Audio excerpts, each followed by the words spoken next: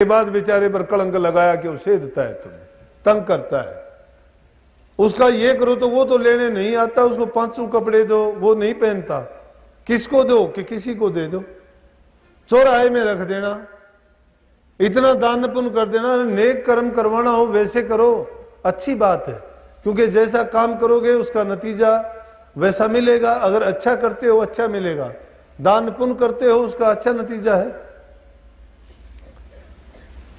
लेकिन भरम इंसान का नहीं निकलता, तो संतों ने सीधी बात कही है कि अपने आत्मदेव को जगाओ, अपनी आत्मा को तुम ऐसे भ्रमों में ना फंसाओ कि जिसके कारण तुम्हें नरक भोगने पड़े, तुम्हारा यही जीवन भी नरक हो जाएगा और मरने के बाद जब जाओगे तो ऐसे कर्म साथ लेके जाओगे कि कभी सुखी रह ही नहीं सकते, अगली योनि मिलेगी वो भी तुम्हारी दुख में कष्ट में व्यतीत होगी।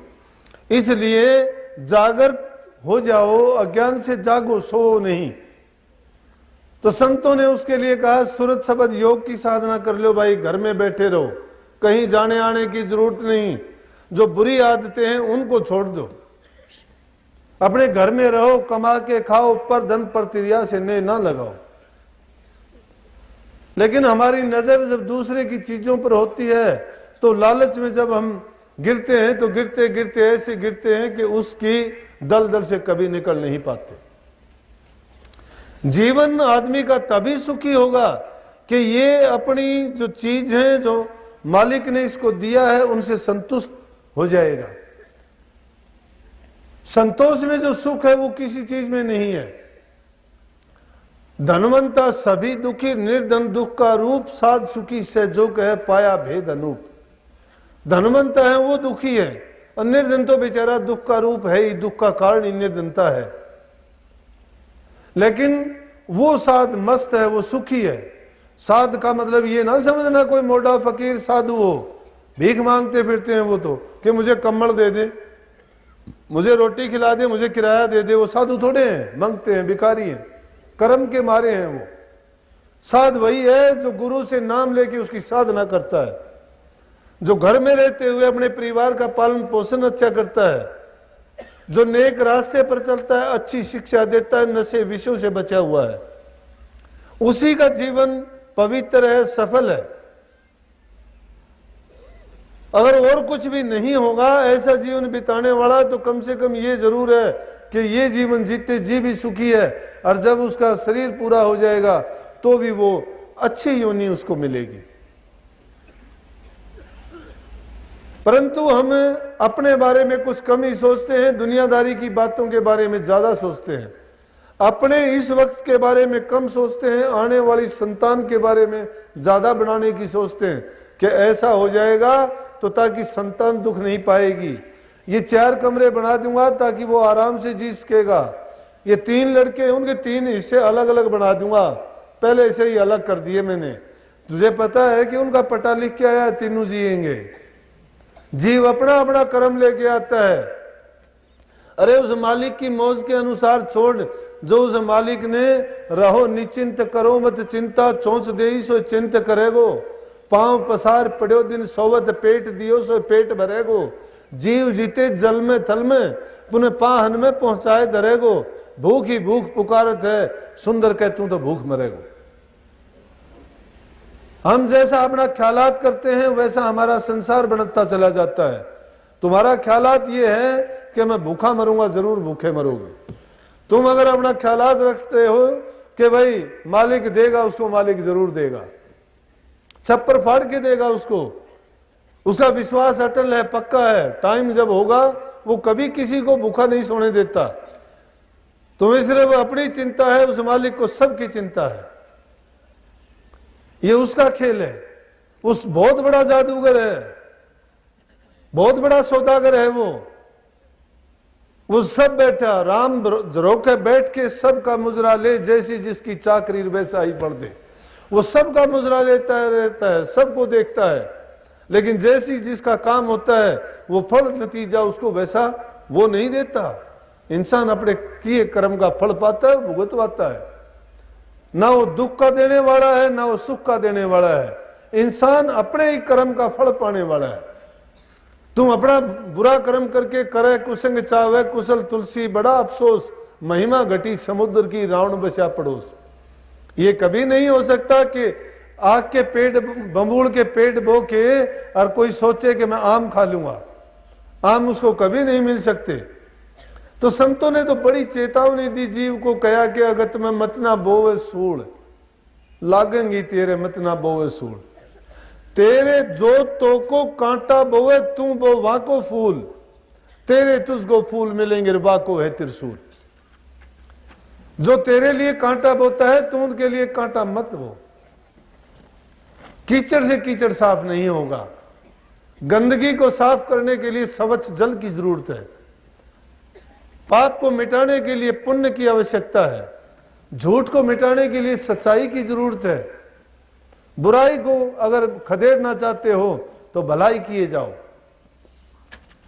जब एक बुरा आदमी अपनी बुरी आदत को नहीं छोड़ता तो आप अपने नेक रास्ते को त्याग के उसकी तरह पापी बनोगे नहीं। जो जिसके कर्म में लिखा है, उसके कर्म में बुरा करना लिखा है, उसको बुरा करना दीजिए। आप भला करो, आपका नतीजा आपके लिए हमेशा भला होगा। अगर तुम्हारे लिए कोई कांटा बोता है तुम उसको फूल बो, वो अगर कांटा बोता है तो उसके लिए कांटे ही पैदा होंगे, लेकिन तुम अगर फूल बोते हो तो तुम्हारे लिए फूल खिलेंगे। ये मत सोचो कि इसने मेरा इतना बुरा किया है तो मैं इसका इतना करूंगा। कबीर साहब कहते हैं, आवत गाड़ी एक है उल्टत होए अनेक, कहे कबीर ना उल्टिए तो वह एक की एक। अगर गाली कोई तुम्हें देता है तुम उस गाली को मत उल्टो। तो महात्मा बुद्ध ने भी बड़े सुंदर ढंग से कहा इस बात को। आनंद ने, उसके शिष्य ने शिकायत की कि हमें लोग गालियां देते हैं जब किसी के घर जाते हैं, भिक्षा लेने जाते हैं। बोला कि गालियां देते हैं, तुम यार गाली को स्वीकार ना किया करो। कितनी साधारण बात कह दी। बोले आए गृहस्थी ने जब उसको जम के गालियां दी तो कहने लगे, नानक साहब क्यों भाई, एक बात बता मेरे को। बोले हाँ जी। बोला गालियां किसको दी तूने? बोला आपको। बोला लेकिन मैं तो आपसे भीख मांगने आया था, आपने भीख, मेरे को अगर भीख देते आप और वो भीख में नहीं लेता तो किसकी होती भीख? कि किसकी क्या होती? मेरी होती। बोला तो तू अब गालियां दे रहा है, मैं तेरी गाली नहीं लेता। ये गालियां किसकी हुई? कुछ नहीं कहा, शर्मिंदा हो गया। जब तुम्हें कोई बुरा कहता है उस बुराई को स्वीकार ना किया करो, मंजूर ना किया करो, छोड़ दिया करो, उसी को लगेंगी जाके। रबड़ की गेंद है ये। इस संसार में, इस ब्रह्मांड में जो चीज दिखाई देती है, जो कर्म हम करते हैं, वो रबड़ की गेंद की भांति उछलती है। एक बार अगर मारते हो तो कितनी ऊंचाई पे जाके लगती है वो। एक एक बोला हुआ शब्द उसके लेखे में लिखा जाता है। इससे अच्छा है सत्संगी को चाहिए कि रोजाना नित्य प्रति अपनी एक डायरी बना ले। अगर तुम एक एक करके भी छोड़ोगे बुराइयों को तो ये बुराई खत्म हो जाएंगी। ज्यादा नहीं है, दो चार ही है। अगर वो दो चार बुराई छोड़ दो, कभी से सुनते जरूर आए हैं, दुआई जरूर दे दोगे कि नाम लिए मेरे को, बड़े अकड़ और गर्व के साथ कहोगे 20 साल हो गए, मुझे 25 साल हो गए नाम लिए, तू आज मुझे रोकने वाला हो गया। अरे रोकने वाले का क्या सवाल है, नाम लेके तूने नाम का क्या किया? अगर आपस में मिलते हैं तो भी हाथ मिला के ये पूछे तेरा हाल क्या है, कारोबार कैसा है, बच्चों का काम धंधा क्या है, क्या करते हैं। लेकिन कभी एक पूछते हो कभी कि भाई साधन अभ्यास का क्या हाल है? कभी पूछते हो कि कितनी देर अभ्यास करते हो? नहीं, कोई नाम नहीं लेता इस बात का। तो फिर दुआई देते हैं कि 20 साल नाम लिए होगी।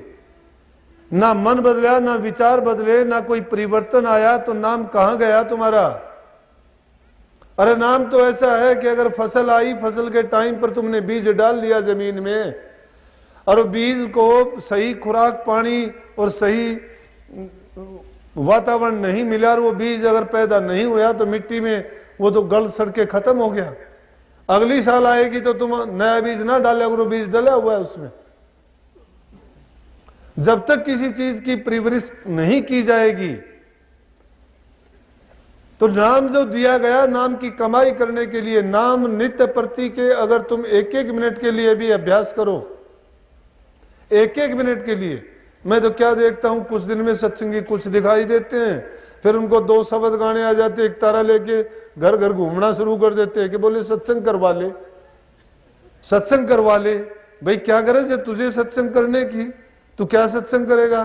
अब चली जाए लड़की बेचारी के भाई आ गया तो चल ले कर दे, वो अपना 10-5 शब्द गा हुआ चलता, 100-200 रुपये भी देंगे, अच्छा खाना हलवे बनेंगे, उसने खाने का जीभ का स्वाद पड़ जाए, जेब में नोट गल जाए, फिर वो रोज फिर घर घर हो ले। अच्छे उसने बिस्तर लगा के दे, अच्छा फटकार फटकार के सोए, क्योंकि उसने भगत मान ले बेचारे। तो क्या वो नाम, मैं कहता हूं कि जब ऐसी गई सेवा जो इंसान नहीं करता, ये बात मेरी लिख लो, जो इंसान सेवा नहीं करता है भजन नहीं करेगा। जिसके दिल में प्रेम नहीं है तो नाम नहीं जपता। अगर नाम का अभ्यासी होगा 2 चीज उसमें पहले आ जाएंगी, सेवा भाग के करेगा। जो सेवा करता है उसको नाम जपने की जरूरत नहीं होती, क्योंकि जब सेवा करता है सेवा को वो उस रूप में मानता है कि भाई सेवा से मेरे कर्म कटेंगे। निश्चय रूप से सेवा से कर्म कटते, नहीं करते तो मैं बता दूंगा और उसका फल मिलता है। कलयुग में तो सेवा का इतना फल मिलता है, इस हाथ दो और उस हाथ लो। मैंने अभ्यास की बात नहीं बताई, सिर्फ ये बातें तो मैं ऐसे बता रहा हूं क्योंकि इन बातों की आवश्यकता है। आप नाम ले लेते हो, कई लोग बड़े प्रेमी ऐसे होते हैं, कहते हैं कि जी दिन में 2.5 घंटे तो भजन करना चाहिए। पूछता हूं करते हो 2.5 घंटे भजन? किस चीज का भजन करते हो? तुम्हारे दिल में तो विरोध पालते हो कि फला उसके सत्संग में ना जाना, वो वहां का सत्संग है उसमें मत जाना।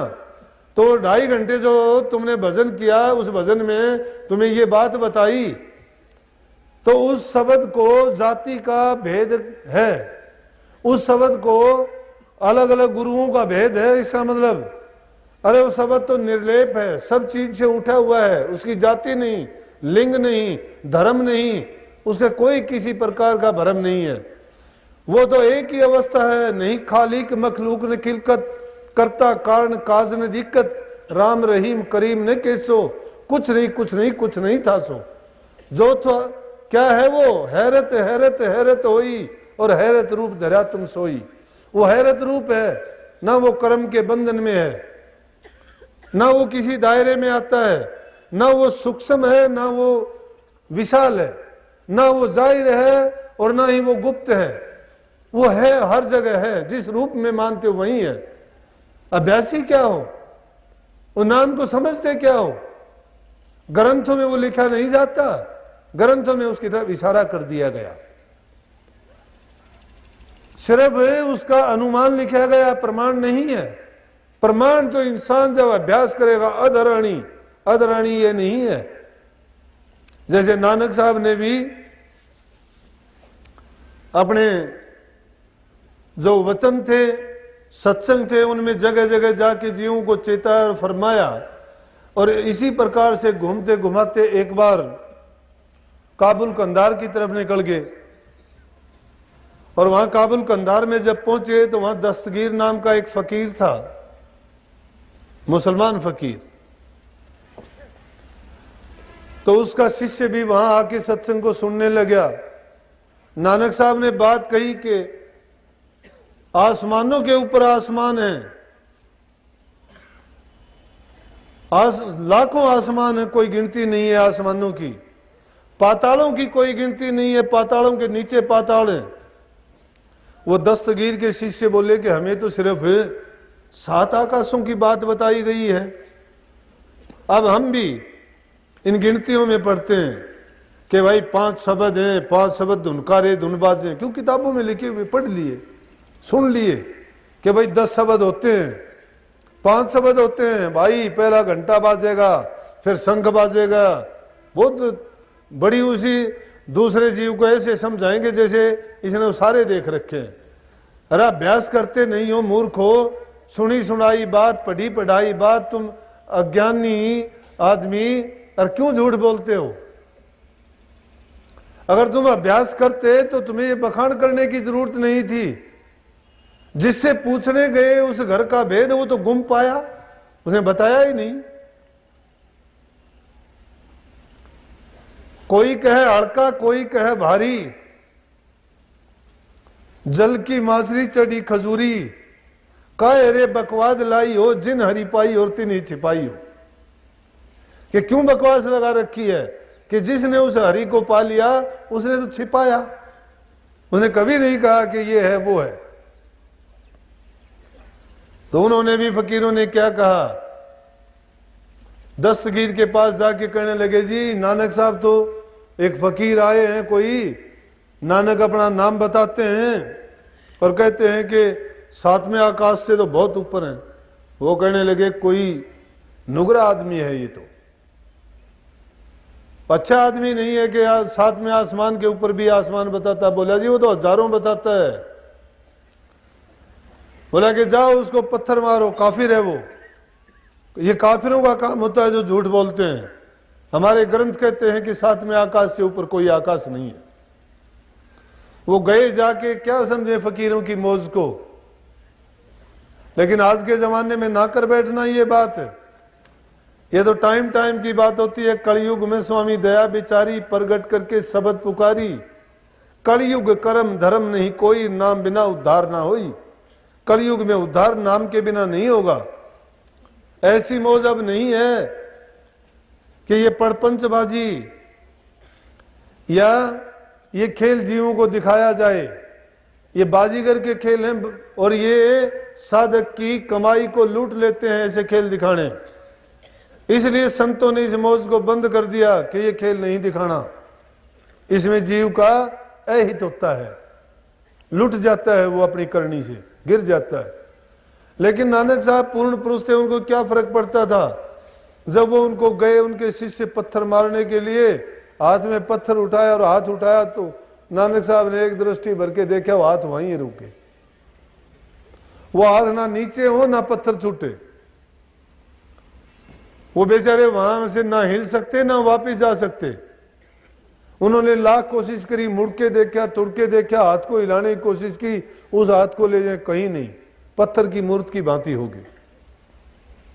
सिर्फ जबान जबान चलती। उन्होंने लोगों से कहा कि हमारे गुरु दस्तगीर से कहना कि तुम्हारे शिष्यों की ये हालत हुई।